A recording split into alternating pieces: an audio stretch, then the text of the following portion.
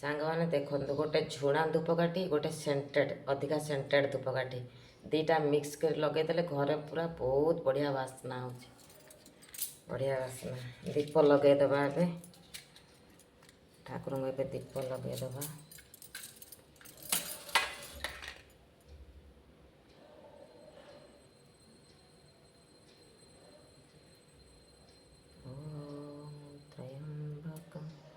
यजामहे सुगन्धिं पुष्टिवर्धनम् उर्वारुकमेव बन्धनात् मृत्युर्मुखेयमामृतात्।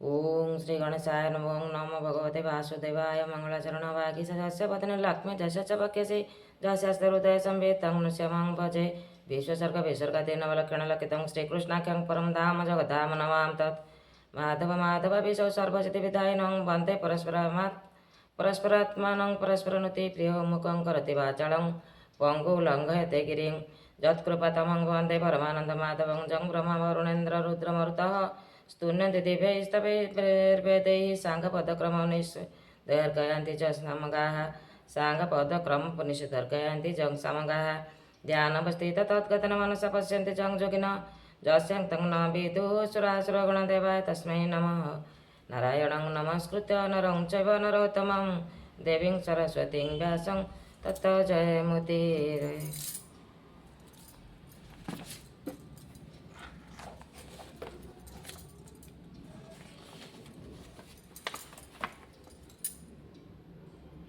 त्रयोदश अध्याय वैराग्य ନାହିଁ ଜାଗୃତରେ ବୃଥା କହିବା ତତ୍ତ୍ୱରେ ଏଣୁ ଏ ଭାବ ଭବାଟ ବିକ୍ଲେଶ। ତ୍ରୟୋଦଶରେ ଉପଦେଶ ବ୍ରାହ୍ମଣ ବାଚ ଏ ପଥ ଅତ୍ୟନ୍ତ ଦୁର୍ଗମ ପ୍ରବୃତ୍ତି ମାର୍ଗଚାର ନାମ ମାୟାରେ ତହିଁ ପ୍ରବେଶିଣ ଯେବ ଭଗନରଣ୍ୟ ସତ୍ୱରଜ ତମର ମତେ ପୃଥକ ଭାବେ କର୍ମ ଚିନ୍ତେ ସଂସାର ଅରଣ୍ୟ ବ୍ରହ୍ମ ଇ ସୁଖ ଇ କ୍ଲେଶ ତାର ନାହିଁ ଯେମନ୍ତେ ବଣିଜାର ମାନେ ଅର୍ଥ ଅର୍ଜନ ଲୋଭ ମନେ ଯେ ସଂସାର ମହାଘର ଅରଣ୍ୟ ଅତି ଭୟଙ୍କର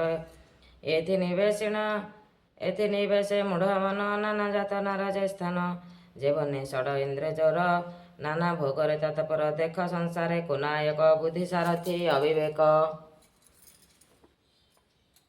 ଶୃଗାଳ ତୁଲ୍ୟ ଧାରା ପୁତ୍ର ସେବନେ ଅଛନ୍ତି ନିଜ ନିରତ ଯେ ଯାହା ମତେ ଆକର୍ଷନ୍ତି ମେଷକୁ ଜେନେ ବୃକପନ୍ତି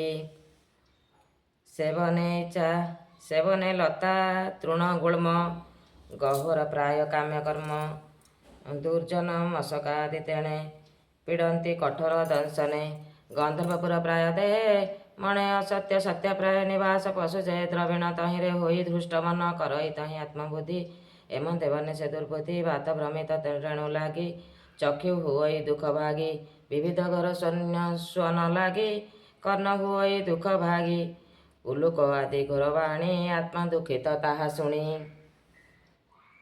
କ୍ଷୁଧା ପୀଡ଼ିତ କେବେ ହୋଇ ନିଷ୍ଫଳ ବୃକ୍ଷକୁ ଧାମଇ କେବେ ବା ମୃଗ ତୃଷ୍ଣା ଦେଖି ଧାମଇ ଜଳ ପ୍ରାୟ ଲଖି ନିରାଶ ହୋଇଣ ଥଇଁରେ ଧାମଇ ଶୁଷ୍କ ନଦୀ ତୀରେ ଅନନ୍ୟ ଭାବକୁ ସେ ବହି ନିର୍ଧନ ପ୍ରାଣୀକି ମାଗଇ ତାରା ତନୟ ଅଗ୍ନି ପ୍ରାୟ ତହିଁ କ୍ରୀଡ଼ଇ ମାୟା ମୋହେ ବିବିଧ ଶୋକ ଦୁଃଖ ପାଇ କ୍ଷଣକେ ପୁଣି ପାଶ ରହି ଗନ୍ଧର୍ବପୁରେ ପ୍ରବେଶିଣ ପ୍ରମୋଦ ଲଭେ ଏକ କ୍ଷଣ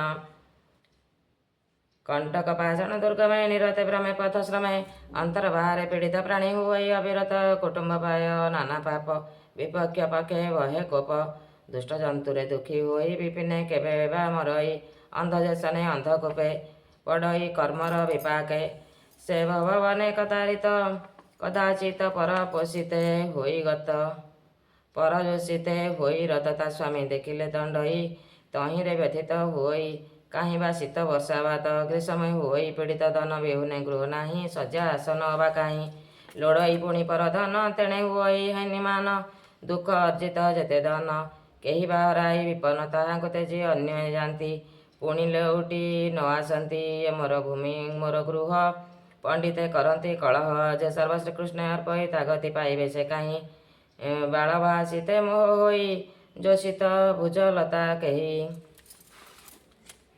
ଆଶ୍ରୟ କରି କାଳ ତରେ ପାଷାଣ୍ଡ ସଙ୍ଗତେ ବିହରେ ତହିଁ ବଞ୍ଚିତ ହୋଇ ପୁଣ ହଂସର ତୁଲ୍ୟ ବିପ୍ରଗଣ ସଙ୍ଗେ ବିହରେ କିଛି ନାଳ ତାଙ୍କ ଆଚାର କୁଳଶୀଳ ଦେଖି ନ ମଣେ ତାକୁ ଇଷ୍ଟ ମର୍କଟ ସଙ୍ଗେ ହୁଏ ଭ୍ରଷ୍ଟ କେବେ ବା ପ୍ରମାଦ ଅବସରେ ପଢ଼ଇ ଗିରି କନ୍ଦରରେ ପୁଣି ଭ୍ରମଇ ଛାଡ଼ି କରି ନିର୍ଭୟ ପଥକୁ ଆବରି ତହିଁ ଅତି କଷ୍ଟରୁ ନର ବାହୁଡ଼ି ଭ୍ରମଇ ଅପାର କ୍ଷଣେ ଆତ୍ମାର ତତ୍ତ୍ୱ ଜାଣି କ୍ଷଣକେ ପାଶ ରହି ପୁଣି ମାୟା ରଚିତ ଏ ସଂସାର ନିସ୍ତାର ନୁହେଁ ମୂଢ଼ ନର ହେର ଗଣ ହେ ସଂସାର ଦୁର୍ଗମ ପଥ ଯେ ଏହାର ସୁଜିତ ଆତ୍ମା ହୋଇ ତହିଁ ହରି ସେବାରେ ମନ ଦେଇ ଜ୍ଞାନ କଡ଼କ ଧରି କର ନିଶ୍ଚିନ୍ତ ହେତୁ ହୁଅ ପାର ରହୁଗଣ ଉପାଚ ସାଧୁ ମାନବ ଜନ୍ମ ସାର ସଂସାରେ କିବା ଜନ୍ମ ତାର ସଂସାରେ କିବା ଜନ୍ମହାର ଯେ ଜନ୍ମେ ଋଷିକେଶ ଗୁଣ ବଦନେ କରି ଉଚ୍ଚାରଣ ଶ୍ରବଣେ ଶୁଣି ଯଶ ଗାଇ ସୁସାଧୁ ସଙ୍ଗତେ ବସଇ ମୋ ସ୍ୱାମୀ ତୁମ୍ଭ ପାଦ ରେଣୁ ମୋ ଦେହେ ଲାଗିଲା କ ଯେଣୁ ସର୍ବଦୁରିତ କ୍ଷୟ ଗଲା ମୋ ମନ ନିର୍ମଳ ହୋଇଲା। ଅବିଦ୍ୟା କର୍ମ ଯେ ମୋହର ଭସ୍ୱାମୀ ସମାଗମେ ତୋର। ଅବିବେକାଦି ଯେ ପ୍ରମାଦେ ହତ ହୋଇଲେ ତୋ ପ୍ରସାଦେ। ନମଇ ମହତ ଈଶ୍ୱର ନମସ୍ତେ ଶିଶୁ ରୂପଧର। ତୁ ନାଥ ଯୁବ ରୂପଧର ତତେ ମୋହର ନମସ୍କାର। ଅବଧୂତ ରୂପକୁ ଧରି ପୃଥିବୀ ପର୍ଯ୍ୟଟନ କରି ହେମନ୍ତ ରୂପ ଯେ ତୁମ୍ଭର। ତୋ ପାଦେ ମୋର ନମସ୍କାର। ଏ ରୂପ ଧରି ଯେ ବ୍ରାହ୍ମଣ ପୃଥିବୀ କରନ୍ତି ଭ୍ରମଣ। ରାଜାଙ୍କ କୁଶଳ ନିମିତ୍ତେ ସେ ବିପ୍ର ହୁଅନ୍ତୁ ନିରତ। ସେ ଶୋକବାଚ ଏ ମନ୍ତେ ରହୁଗଣ ବାଣୀ ସାନନ୍ଦେ ଶୁଣି ବିପ୍ରମଣି। ପରମ କରୁଣାକୁ ବହି ରହୁଗଣକୁ ତତ୍ତ୍ୱ ବହି। ରହୁଗଣକୁ ତତ୍ତ୍ୱ କହି ହରଷ ହୋଇ ରହୁଗଣ ବନ୍ଦିଲେ ତାହାଙ୍କ ଚରଣ। ରାଜାର ରୂପକୁ ଘେନିଲେ ରାଜାର ପୂଜାକୁ ଘେନିଲେ ଧରଣୀ ଭ୍ରମଣେ ଗମିଲେ। ସେ ନରପତି ରହୁଗଣ ପରମ ତତ୍ତ୍ୱକୁ ପାଇଣ। ଆତ୍ମବିଦ୍ୟା ଧ୍ୟାନ ଯେତେ ଦେହ ଅହଙ୍କାର ସହିତେ। ତକ୍ଷଣେ ଛାଡ଼ିଲା ସକଳ ଶୁଣ ପରୀକ୍ଷ ମହିପାଳ। ଭକତି ପଥ ଆଶ୍ରୟଜନ ଏତେ ପ୍ରଭାବ ହେ ରାଜନ ରାଜା ପରୀକ୍ଷିତ ଉବାଚ। ଯେତେ ପ୍ରକାରେ ସଂସାର ବନିଲେ ବ୍ରାହ୍ମଣ କୁମର। ଯେ ଭାଗବତ ଶ୍ରେଷ୍ଠ ନର ଜାଣିବ ତହିଁର ବିଚାର। ଏହାଙ୍କ ବାକ୍ୟ ଅନୁସରେ ଯେ ପ୍ରାଣୀ ହେତୁରେ ନ ଧରି। ତାଙ୍କର କି ଗତି ଅପର ଏ ଯେ ଦୁରଧିଗମ୍ୟ ମୋର। ତାହାର ସଂଗଠନ ଯେତେ ବୁଝାଇ କହ ମୋ ଅଗ୍ରତେ। ତୁ ଅନୁଗ୍ରହ କରି କହ ମୋହର ଫେଡ଼ିବା ସନ୍ଦେହ। ଯେ ବିପ୍ର ରହୁଗଣ ବାଣୀ କର୍ଣ୍ଣେ ଶୁଣନ୍ତି ଯେତେ ପ୍ରାଣୀ। ସକଳ ପାପୁ ଯେ ତରନ୍ତି ଅନ୍ତେ ସେ କୈବଲ୍ୟ ଲଭନ୍ତି। କହ ଇ ବିପ୍ର ଜଗନ୍ନାଥ ପଞ୍ଚମ ସ୍କନ୍ଧେ ଭାଗବତ। ଇତି ଶ୍ରୀମଦ୍ଭାଗବତେ ମହାପୁରାଣେ ପାରମହଂସ୍ୟାଂ ସଂହିତାୟାଂ ପଞ୍ଚମ ସ୍କନ୍ଧେ ବ୍ରାହ୍ମଣ ରହୁଗଣ ସମ୍ବାଦ ନାମ ତ୍ରୟୋଦଶ ଅଧ୍ୟାୟଃ।